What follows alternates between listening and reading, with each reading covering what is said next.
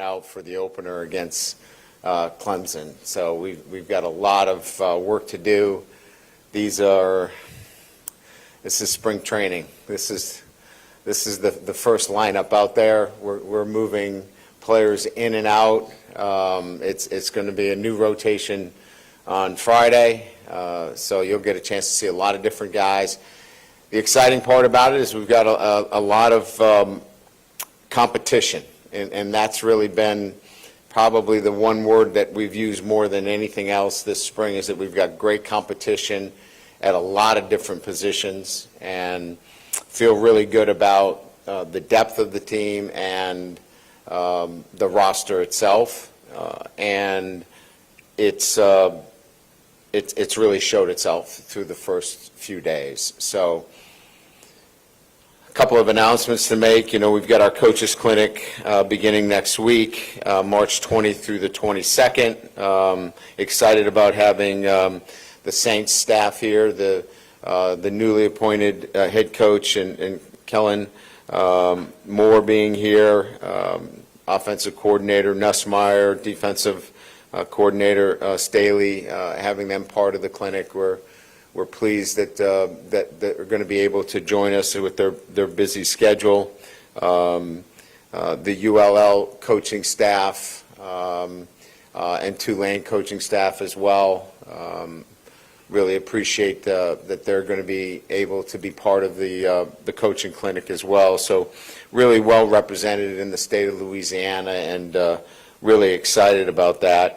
Also about the addition of Kyle Williams to our staff. He'll be, as you know, coaching our interior defensive line. I think it's well chronicled his playing career here at LSU, and then as an All-American, won a national title here at LSU, and then 6-time Pro Bowler, 13 years in the NFL. Certainly brings, an impressive resume to the position, and just, quality individual, high character, great husband and father, and somebody that really is who you want recruiting student athletes here to LSU. So just brings all of those things to the table, and really excited about his addition to our staff. So thanks for allowing me my comments. I'll let you guys fire away. Yeah, Coach, just following up on the Kyle Williams stuff. I mean, he's been out there now for, I assume, a couple days. Just early thoughts on his coaching style and how he's relating to the players, and kind of just that early setup. Yeah, I think the things that stand out immediately for me is his attention to, the finer points of playing the position. Again, somebody that played the position and recently played the position, and clearly understands, the nuances of the position, and can articulate and communicate that effectively to those that need to go play it now for LSU. I think that connection is very apparent to me. I got a chance to, spend a little time out there today, probably about 10, 15 minutes, just listening to him and the way he connects with the players. I know he's going to make a great impact for us. Yeah, Coach, just following up on that, how important is the longevity, I guess, right? You've had a lot of different coaches in that position. How important was that in a factor in getting Kyle on board? And then secondly, your first video day, whatever, it was you versus you was kind of the message for spring ball. What is spring ball? Who is spring ball important for? Yeah, I mean, unfortunately, the D-line job has been a turnover position. I think I've been, in my career, have had similar positions, whether it be the running back position or the wide receiver position, that I've been confronted with similar situations. It just happens here that LSU has had this run of, the D-line position's been a turnover position. I don't know why, it just turned up that way. We've turned out great players at the position, so it's not like it's not a position coaches don't want to coach. I think it's much more about they're sought after. Having said that, we certainly have a group that we want to feel as though there's going to be some continuity at the position.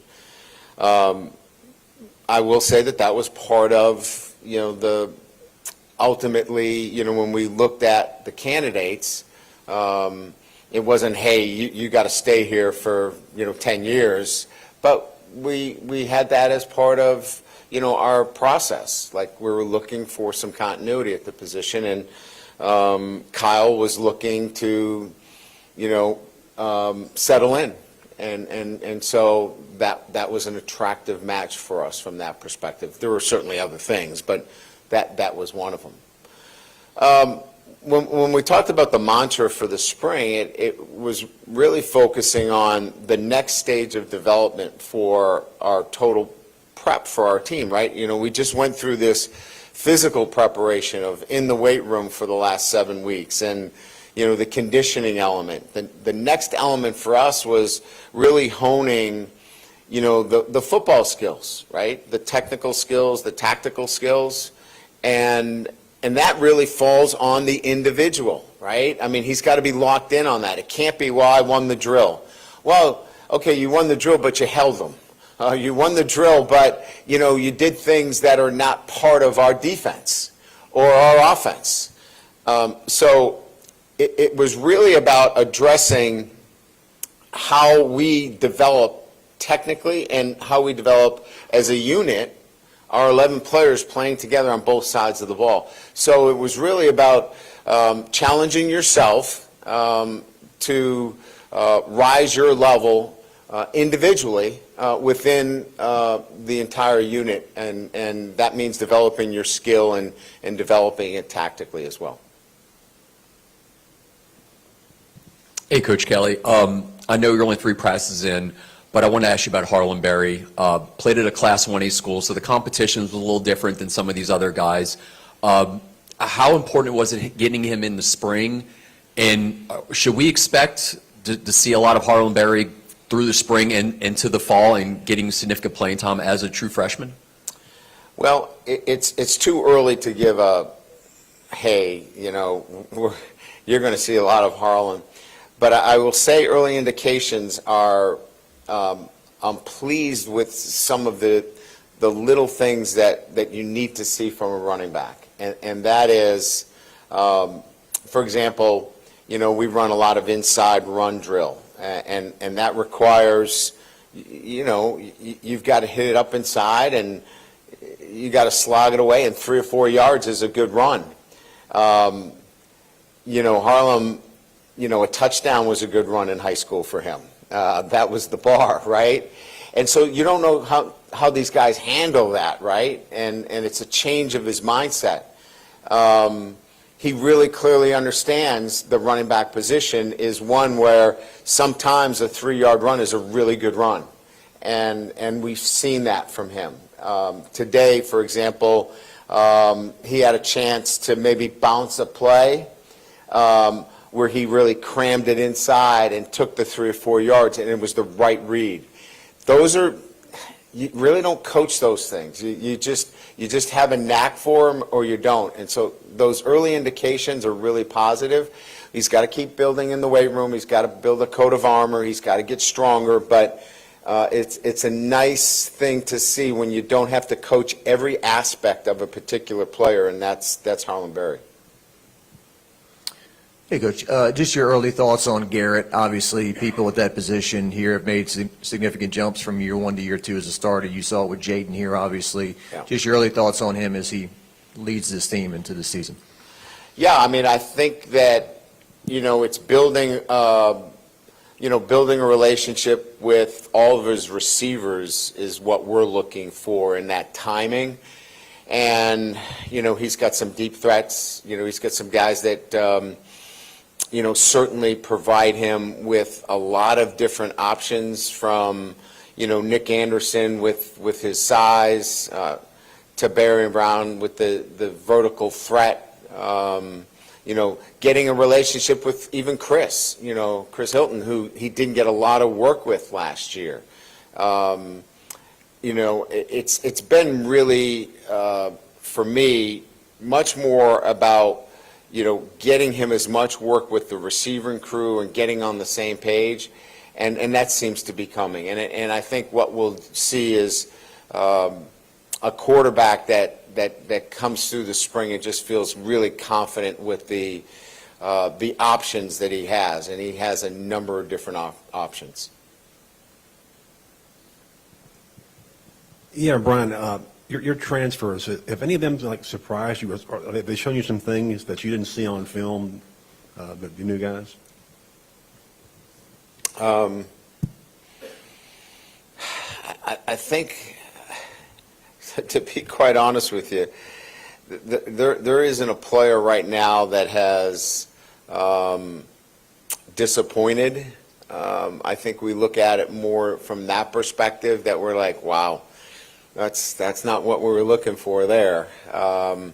Each one of them, has shown us something that says they can contribute and help our football team in the manner. Some more than others, but, again, I think each one of them, some carry more leadership skills than others, some carry more of a wow factor than others, but all of them, and I know you guys were only out there a very short period of time, but, all of them have a presence pretty much in our two deep, and that's saying a lot. I mean, to immediately jump into a two deep situation with all those guys and factor into what we're doing, I would say that we're very pleased with all of them. Coach over here. Brian, you lost 4 of your 5 starters at O-line. Can you talk about that, and specifically Karis Kern and Braylon Moore, how they fit in the early picture? Yeah, so, we lost them after the Oklahoma game is kind of how we looked at it. And then we went to work against Baylor with kind of developing a new group. And that's where, you saw Paul start, and you saw, Tyree Adams start. So we feel like, it wasn't really, 4 out of 5. It was like trying to find a couple of guys, to fill in there. And, I think Braylon's done a nice job early on. Karis Kern, Solomon, both of the freshmen have done a really nice job. I think they're, both of them are physically able. They've got to be able to take the next step in terms of learning, the offense. But they're going to be really good SEC players. The bar here is pretty high, right? Everybody's thinking, do you have Will Campbell and Emory Jones? I'd like to say that we have those every year, but that's probably not the case. These are really good players that in time are going to help us. I think Weston Davis is doing a nice job. I think we're gonna rely on the guys that got a lot of work for us last year. DJ Chester's gotten a lot of work for us. We'll see where that all ends up. But I think there's enough, experience with young players that we're going to put together a really good offensive line. Hey, Brian, just wanted to ask about a quote-unquote injury report. Where some of the guys stand? What can you share? Well, I mean, Weeks and Perkins would be probably the 2 guys that you're referring to. They're both moving around. They're very active in our progression of their rehab, if you will. They're both going to be ready for our June training and fully cleared. So. That gives them the whole month of June and July prior to coming into camp. So they'll have no restrictions going into camp. So, a good 8 weeks leading into camp. We feel really good about it. Those are probably the 2, big ones, I would say. Am I missing anybody in terms of injury? Who else?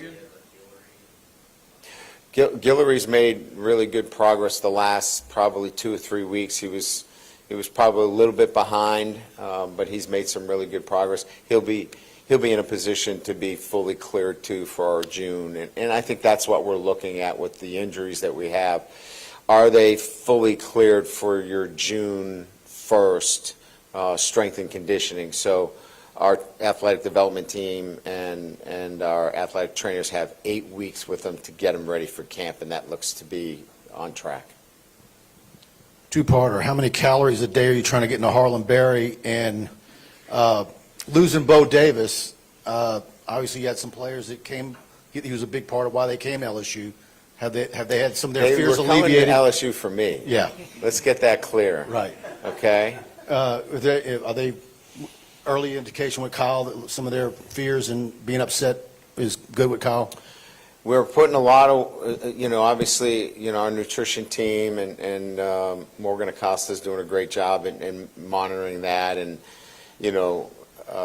Coach Wilson's involved in that. It's a village. When it comes to weights and maintaining weights, it's not just one person, it's just a whole team of people. And the player has to be bought in too, and he is, and so he knows what he needs to do there. Yeah, look, anytime there's a change, relationships are built with a position coach, but I think we do a really good job here of not putting it all on one coach.